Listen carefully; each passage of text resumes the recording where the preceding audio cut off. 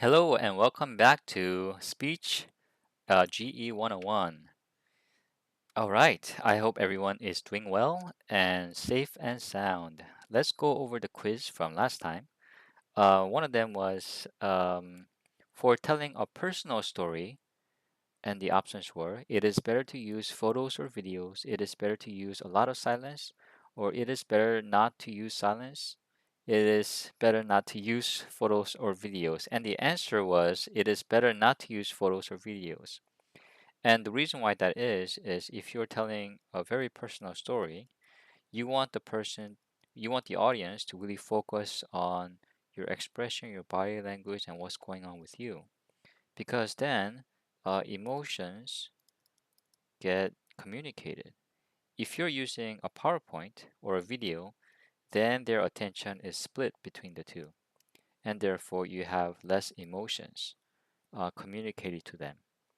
So that's why in a personal story that has a lot of emotions, it's better to not to use photos or videos. Next one, you will sound fresh. You will sound fresh at the beginning because you're doing it for the first time or the second time. And then if you keep practicing, you're not going to sound fresh. And later, if you keep practicing a lot, then you're going to sound fresh again. So this is called the uncanny valley. It looks like a V, right? So this is the freshness graph. So at the beginning, when you memorize it, and if you practice a lot, then you will sound fresh. In the middle, you're not going to sound very fresh. Okay, well, let's go to the next thing or today's lesson. Today is going to be shorter than others. We're going to talk about on stage, um, what to do on stage or the dynamics of what you do on stage. And we're going to talk about four aspects. Oops, sorry about that. We're going to talk about four aspects. And these four aspects are wardrobe, mental prep, setup, and voice and presence. So, one, wardrobe. So the question is, what should you wear? Yeah. All right. So first, this just I just have a whole bunch of pointers. Dress in a suit. When should you dress in a suit? Okay. Maybe you should dress in a suit when everyone else is wearing t-shirt and shorts. Should you do that? What do you guys think? Should you wear a suit when everyone else is in shorts and t-shirt? Um, and the answer is no. Don't do this. No. Why? Because you're going to look a little too awkward because everyone's very casual and you're the only one who looks formal, right? Now it can work, but the general advice is don't do this. What you want to do is dress a little better than your audience. So let's say they are the audience. You want to maybe wear shorts that are clean shorts, and maybe you want to wear a polo shirt. Okay. Okay, that looks a little weird, but maybe a polo shirt or a shirt with buttons. So you are dressing like them, and maybe you want to wear shoes instead of sandals or slippers. Okay, so you are dressed similar to these people, the audience, but you are dressed a little bit up, a little bit better. Okay, and that's the usual advice when it comes to dress. Now, if your audience is formal, and they're wearing nice shirts or dresses, then you might want to consider this, but just a little bit more formal than these guys. Um, yeah. Next, if you're going to be filmed um, or videotaped, then you definitely don't want to wear white. White, do not wear white because the way lighting works in a video, You're gonna look overblown. And then you don't want to wear black. Okay, black is a no-no because in a video, a lot of times, depending on your background, it just looks like you have arms and your head, right? And your body is not as visible. Don't wear a shirt or a dress with like small patterns. Maybe has tiny patterns like this, or patterns that repeat itself, because on a video it looks a little weird, and it has this shimmering effect when you wear something like this. Oh, although sometimes I wear something like this, but don't do it. You also don't want to wear something that is too shiny. For example, you don't want to wear a necklace that just shines because of the lighting, because then people, the audience, will look at what is shiny rather than your face. Okay, let's say this is your necklace. Rather than looking at your face, they're going to look at the thing that is shining. So that's not what you want to do. If you want to wear a mic, and the kind of mic, sometimes they have these things um, like that. If you're going to wear a mic like this, then what you not want to do is wear earrings, right? You don't want to wear earrings because this can hit the mic and make annoying sound. If you're also wearing a mic, you want to have a belt to hook on the wireless battery thing, or you need to have some kind of waistline. If you have a dress, then a dress that has a waistline whereby you can hook something up. Okay. Next advice. Clothes. You want the clothes to be not too tight, not too tight, right? Where you feel uncomfortable. Okay, so not too tight and not too loose, right? Where you're just wearing something that is way too baggy, you know? Um, and yeah, that's a little awkward. Okay, so don't wear something that is way too loose. Okay, so don't do this. You want to wear something that fits well, and if you don't know what that is, then ask your friends. Um, Vibrant colors, for example, like bright, something that is bright yellow. It looks, oops, sorry, looks great on video, or something that is, yeah, lighting color rather than like dark gray or like dark navy. Okay, that's not good, but something that is light. Um, Usually people say don't wear ties because ties just gets in the way. Okay, but some people do love ties, but yeah, try not to go with ties if you can. Now, if everyone else is wearing ties, you want to wear a tie, right? Um, Wrinkled clothes. Okay, if you go up there with wrinkled clothes, then the audience, they're gonna think, maybe you didn't prepare, and they're gonna be looking at your wrinkled clothes, right? They're gonna ask, did you prepare? Okay, and well, and then another thing you want to do is, whatever you're gonna wear, you want to rehearse wearing the thing that you're going to wear during your speech. Okay, so if you're gonna wear a dress, wear that exact dress as you practice, because you might come across some problems, or you might not, but at least you're gonna feel comfortable about the same clothes that you're wearing that you practiced in. Um, oh, okay. So don't wear clothes that will change color when it gets wet. So your armpits might get wet, you know.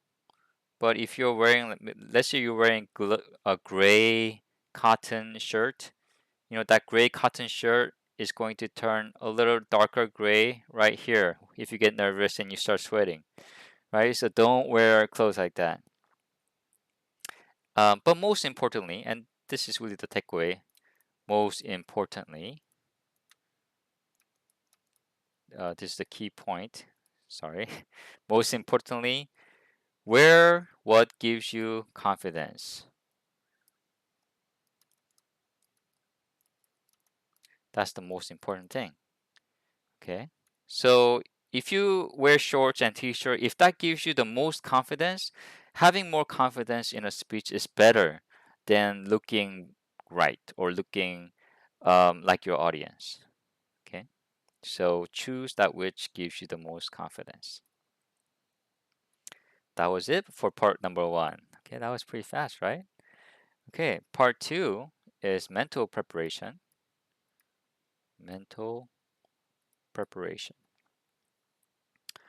One thing that happens to a lot of people is fear when you go up on the stage and you need to give a speech, and fear triggers flight or fight or fight or flight, however you want to say it, um, response, which is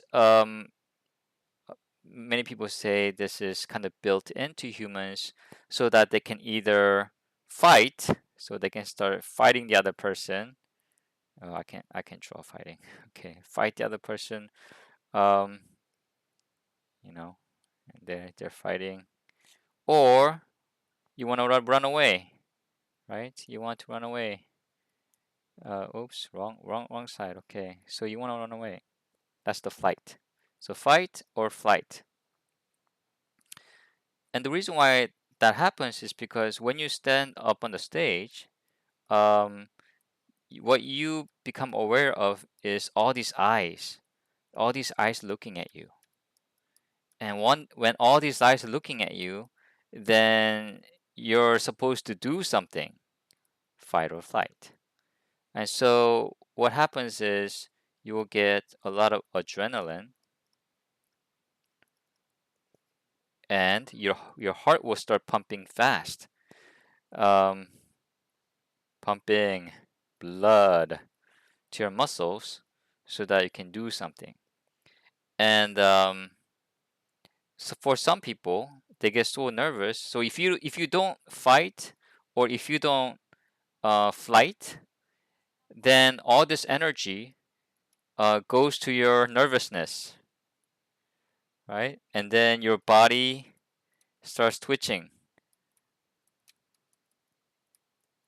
Your body starts shaking and twitching. Uh-oh, that's not good. And your voice starts to shake. Okay. Um, so what can you do when your fear builds up? So what can you do? There's several things you can do. One thing is breathe slowly, okay, and then focus your mind on your breathing. Okay, so take deep breaths and focus your mind on your breathing. That's one thing you can do to calm down. Um, Next, what you can do is you can take a walk. Um, and this is before the speech. If you get really nervous before the speech, you can take a walk or you can run or you can do push-ups, right? You want your body to expel that energy. Um, yeah, let's see. Another thing you can do, if you feel bad during a speech, oh, one thing to remember is that if you feel bad during a speech and you keep feeling like, oh, this is terrible, this is terrible, this is terrible, the reality is that usually, uh, when the person that you see yourself, you kind of see yourself and you say, oh no, I look terrible, I sound terrible. But usually, what the audience sees is much better than how you see yourself. So that's one thing to keep in mind. Another thing is you really want to practice. And you want to practice, practice, practice, practice, practice. Because the more you practice, the more your confidence will go up, right? And so if you practice enough, sometimes what happens is you are nervous in your brain, but your body just acts, right? Your lips just keep talking because you practice it so many times that your body has memorized the speech. So that can really help.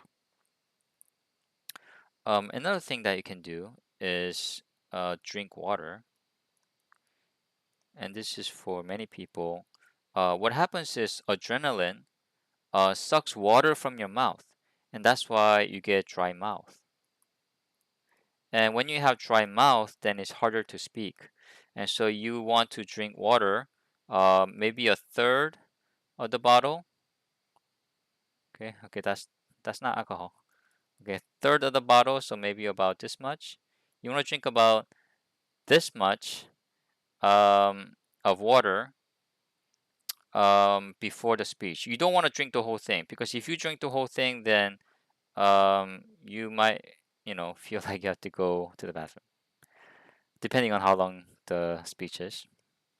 Okay, another thing to keep in mind is it's good to have a bottle of water or a cup of water near you during the speech so that if you do feel thirsty or if you get a dry mouth, then you can go and drink some water.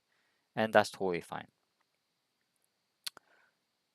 Avoid empty stomach. Okay, you don't want to eat right before the speech, don't do that.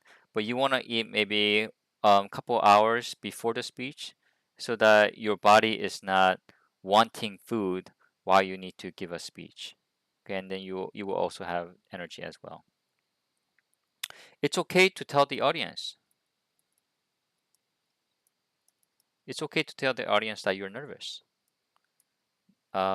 because they will be on your side. They will want you to succeed. They will be on your side. Yeah. So um, another thing you can do is when you go up on the stage and you want to start talking, before you start talking or as you talk, what you can do is find some people in the audience that you can focus on. And usually you want to focus on people that are paying attention to you, right? So people who are really paying attention to you, they're looking at you. Um, So maybe there's another person looking at you consistently, and there's another person looking at you consistently. And what you want to do is look at this person for a little bit and talk, and then turn to this person and talk as if you're talking to that person, and turn to another person um, and talk as if you're talking to this person. Um, and if you do this, the reason why this is effective is because um, you will feel comfortable because they are paying attention to you rather than someone who's maybe looking down on their phone. That will make you more nervous. But what you don't want to do is just stare at one person or just keep looking at one person, right? That's really bad. Don't do that because that's kind of freaky.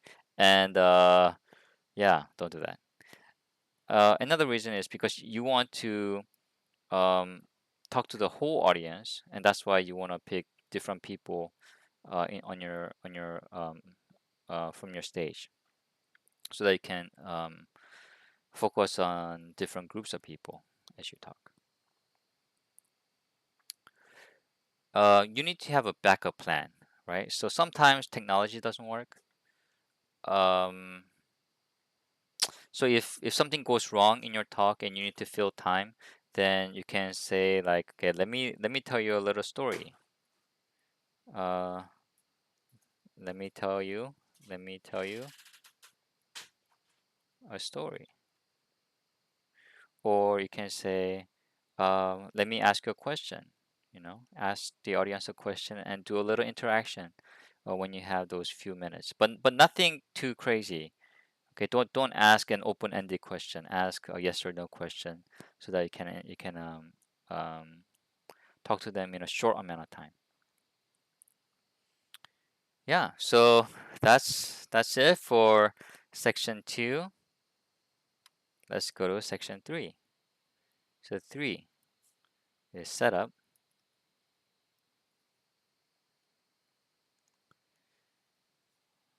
Okay, so if you go to the place where you need to speak, and let's say there's the stage, and for some reason they have this huge podium on the stage, and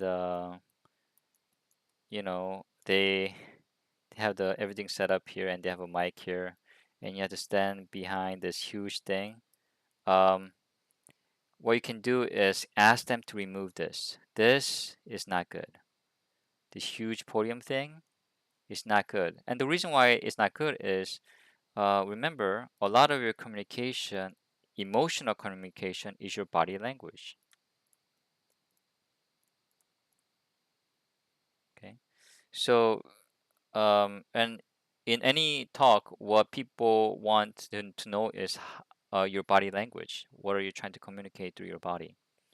And so, if you're standing behind this, they will lose most of the body language, which means they lose a lot as far as emotions are concerned. So yeah, you don't want to hide behind something. Um, yeah. Have water near you.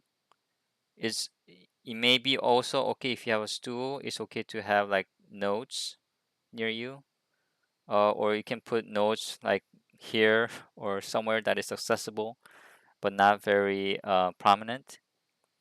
And the reason why you want to have your notes is it increases your confidence, right? So that when you go up there and you think, okay, if what if I make a mistake? Oh, I have the notes, so I don't have to worry. And so if it makes you feel less worrisome about your speech, then it's better. So when you go up, if you probably don't want to use anything between you and the audience, but let's say you have to. Let's say you want to read your speech, um, because that's also an option. Let's say you want to read your speech. What you can do is get um, something like this, maybe like a music stand, okay? And you can put your notes here so that although you are using something between you and the audience, they can still see your body. Okay, they can still see your body. And remember, body language is very important. So this is the way to do it if you want to read. This is just common sense, but if you want to use notes, use little note cards, right? Maybe 3 by 5. There's some smaller note cards, rather than a whole page is 8.5 by 11. Because you don't want to be holding something big, you want to be holding something small if you want to use notes. Sometimes, depending on what kind of place that you go to, sometimes they have a monitor for you. And this is behind the audience usually. And sometimes you can look at the monitor and it has words to remind you of what's going on. You can use that, but this is very important. Don't depend on it. Okay? Don't depend on this. And as much as you can, don't look at this. Don't start reading. Okay? And the reason why that's the case is because at first people will think that you're looking at them and talking to you, and you're talking to them, but they will soon discover, hey, wait a minute, this guy's looking at the monitor. Okay, and so that gets a little distracting. Another thing is there's a thing called teleprompter, and this is what sometimes like the president uses, or someone who is a politician. They use a teleprompter, and it's this clear thing with words on it, and behind this is the camera, right? So um, the person can be looking at the audience directly while still reading their speech. Um, Once again, try not to use this because it can work, but it's very hard to do it well. And also, it's kind of deceptive because you're pretending like you're looking at the audience, but you're not looking at the audience. So that's a little bit weird, and some people can tell that you're doing this. So try not to use it. Um, Last thing, you can be creative as far as what you want to do on the stage. Um, for example, I told you guys that it's good to have notes, but instead of having some notes on the side, what you can do, and this is what someone has done, is put they have 5 points in their speech, and they put their points on each finger. You know, best place or where to eat good burgers, and whatever it is, they put each point. They wrote it on their finger, and as they went, they looked at each finger and they pointed it to the camera so that camera could get a close up of what's going on. But that's you can be creative. These are not um, rules. You can always bend the rules. Okay, so but do something that you can feel more confident, and at the same time you can connect with the audience the best.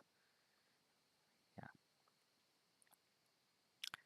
All right, let's go to the last part of um, what we're talking about.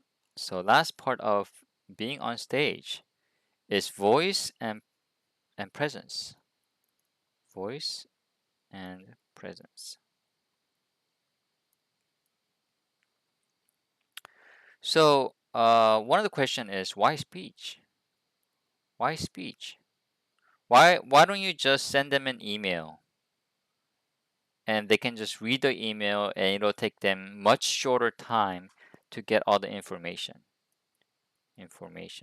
right?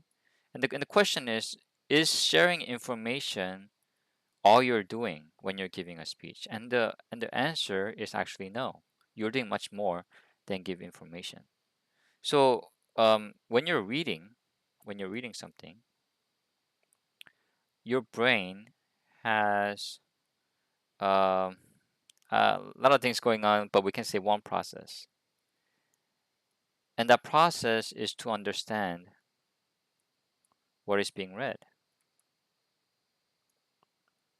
Okay, that's one of the reasons why you can read really quickly. But when you're hearing a speech, especially when it's a live speech, there's two processes happening. Actually, there's much more, but let's just simplify. Two processes. One, you're trying to understand what is being said. But at the same time, another thing is happening in your brain. You're trying to evaluate what is being said. So you're you're saying, okay, how do I feel about this? How do I think about this? Should I accept it or should I reject what is being said? Also, they're evaluating you. Do I like this person? Do I like you? What kind of person are you? Can I trust you? Right? Can I trust you? And another thing that is happening is in evaluation is should I put it into practice? How can I apply this to my life? Can I put this into action? And all of these things, the second part, another way of saying it is inspiration.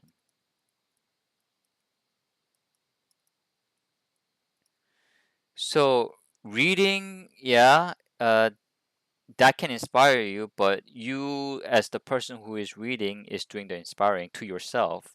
Whereas if you're listening into a speech, the person who is presenting the speech, because this is happening in your brain, the person can inspire you. They can bring you inspiration. Okay, so that's why giving a speech is much better than an email because it can really have a real impact on the listener. So when you are speaking, um, you want to speak with meaning. And what I mean by that is, let's say you are saying a sentence and it's all very monotone. Let's say, I went to the store and I bought some food, and then I came home, and then I ate the food, and then I watched some TV, and then. So if you do that, then nothing stands out more than anything else. Everything is same. And when everything is the same, what that means, there is no meaning. So, but you can create meaning by changing how you talk. And by changing how you talk, you can let the audience know that something is important. And when something is important, it creates meaning. Okay, so let's talk about six tools. Six tools for doing this. So let's say the sentence is, and Song Chai, sorry, Song Chai, I'm using you, said, I love you. Okay, so let's say that's the sentence. So, number one, volume. You can change the volume, right? Some people, if you go at the top of your voice, and Song Chai said, I love you all the time, that gets very tiring, right? Not only for the speaker, but also for the listener. But you can change the volume of how you say this. You can say, and Song Chai said, I love you, right? So that sounds different than, and Song Chai said, I love you, right? So the volume can give the emphasis on what is important. Even I love you, you can say it like, you can emphasize, I love you. Or you can say, I love you. Or you can say, I love you. Right? So depending on the volume, you're putting the emphasis on the different words. Okay. So number two is pitch. It's kind of similar to volume, but pitch is uh, how high or low your pitch is, your pitch is, right? Like kind of like in like, oh, that's different pitch. So you can say, I love you, which is a very high pitch, or I love you, which is a very low pitch, right? And so, and Song Chai said, I love you, right? So that sounds a little different than the other way around. Okay, next one is pace. Pace is kind of like how fast or how slow you go. Is basically the speed. Um, and you can vary the speed, right? So if I can say, Song Chai said, I love you, right? So that's different speeds at different parts. And so with pacing, you can put the emphasis on different parts of your speech. Now, as far as the speed is concerned, sometimes, we're looking at on average 130 to 170 words per minute. That's the average. So if you type out your speech and if you have 1,300 words, that's about 10 minutes. Now, some people speak faster and some people speak slower, so you would have to know your speed. But so when it comes to speed or pace, you can actually talk much faster at times, and at times talk much slower. And and the way you distinguish the difference is one, if it is not very important, you can speak really quickly, right? So it's importance. And when you want to emphasize something, you can slow down, right? So unimportant things you can go fast. Important things you want to slow down and really slowly enunciate, right? And say this is important, right? That I really slow down there because I'm saying something that is important for you to hear. Okay, and another factor so of speed, the second factor of speed is how complex it is, what you're sharing. So if you're sharing something that is hard to understand, you have to go slow. But if it is easy to understand, then you can go fast. It's like driving, right? Let's say you're driving um, on a freeway, right? It's very easy to drive on a freeway because it's just a straight line. So if you're driving on a freeway, you can go like 80 miles per hour and you're fine. But if you're coming to a complex road, right, where the road looks like this, then you have to slow down, right? You have to come down to 30 miles per hour so that you can make the turns. And so if the speech is complicated, like this, then you have to slow down so that you're giving the audience time to kind of understand what you're saying. And if the speech is, if you're talking about one thing and then suddenly you make a change, then you really want to slow down, right? You really want to slow down so that you let the other person know, right? If there's like a pattern like this, you really want to slow down to maybe 10 miles per hour, right, to make the turn, right? And sometimes you want to even pause for the shift. Okay, next one is tone. And tone is something like this. Um, it can be a loving tone, like, and Songchai said, I love you. Or it could be a nervous tone, and Songchai said, I love you. Uh, or scared or excited. So that's your tone. I think everyone kind of understands that. Next one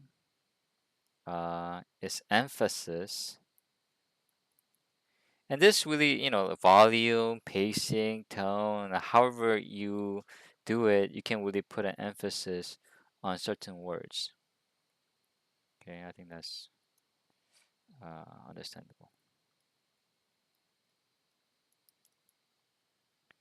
Okay, next is prosody, which is whether or not it's a question, is what you're asking is a question or a comment, right? So in English, if you bring things up at the end, it can be a question, or if it doesn't go, it can just be a comment.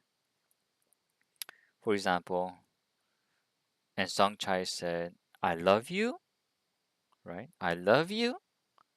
So that sounds like a question. Or Song Chai said, I love you, which is a comment.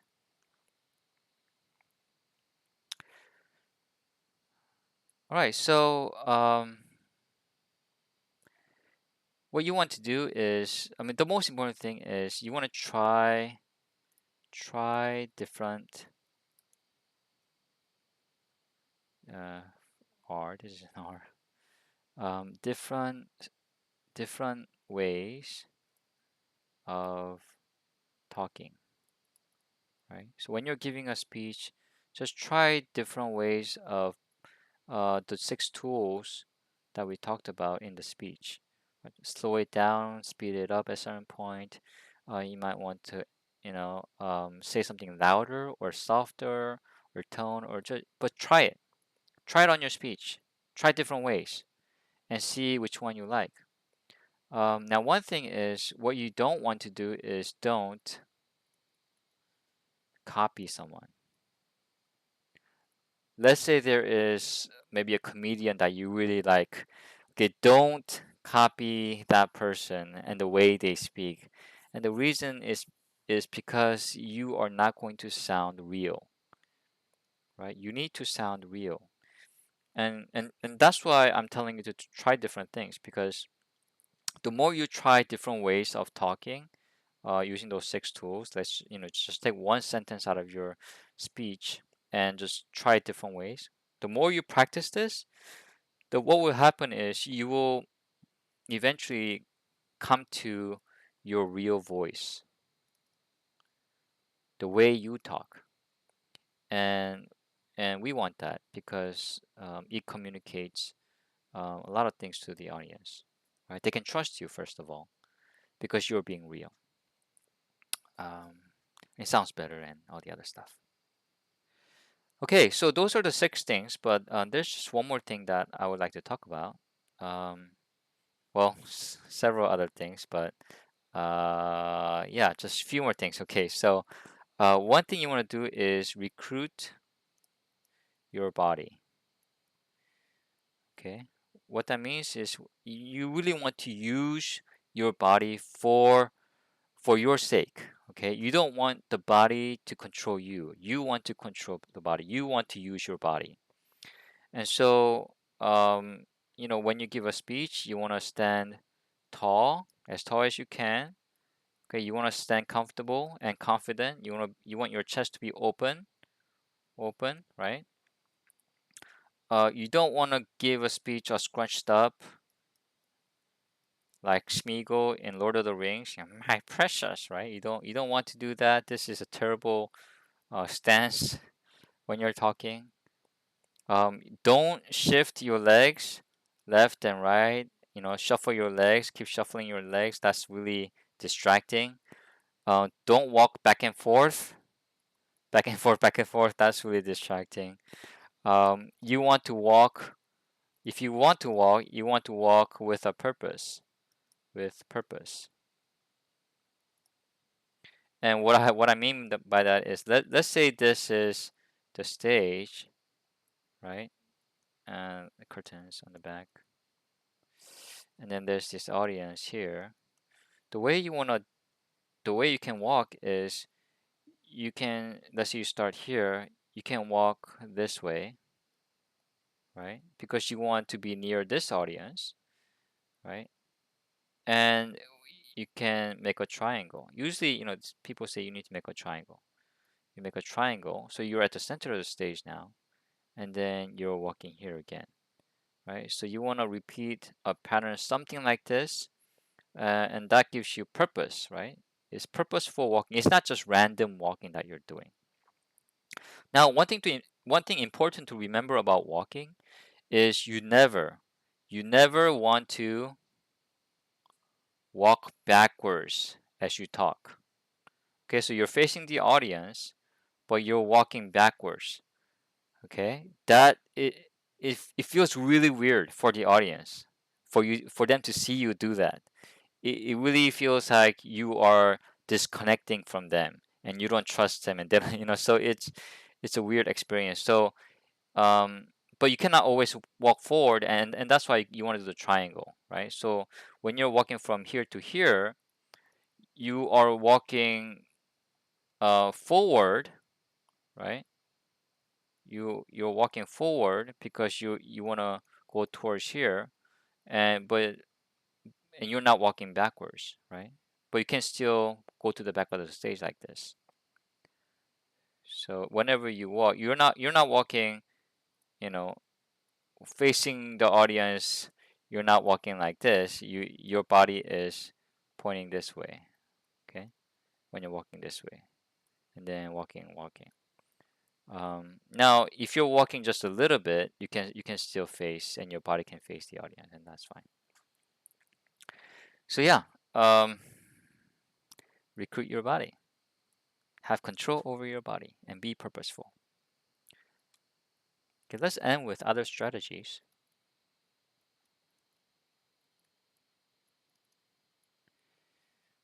There are other ways to do this. One of them is spoken word. Some of you might have heard spoken word. Spoken word is like poetry that you memorize. Sorry, that's a no. Poetry that you memorize and then you recite your poetry in front of an audience. So it's a performance, but it can be very powerful because people recognize that you are giving a performance. So they will pay attention to what you're trying to say. Another way of doing it is do an interview, right? So you're probably sitting on a stool when you're doing this because you want to make it casual, and you have another person that you're sitting with, and you're asking them questions, and you're having a dialogue. Interviews are really great if you want to go deep into a topic, right? So you can keep asking a deeper question, and you're gonna get a deeper answer to a specific theme or an idea. Also related to this is have two presenters.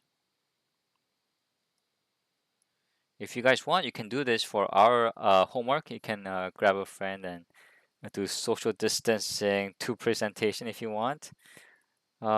It's just what it sounds like. There's two people on stage, and you take turns presenting. You take turns talking, and you can do this in a lot of different ways. And lastly, you can do a debate format. Now, it's not going to be a real debate. In a real debate, you don't know what your opponent is going to say. But in this format, you already know what you're going to say, and the other person knows what they're going to say. But you are doing it in this format because then the audience gets to experience what it's like to argue for something, know the arguments for both sides of an issue. Okay, so if you want to present something that is complicated and it has arguments on both sides, this is a way that you might want to go. All right, so that is it. If you look at your quiz, you can pick your presentation date.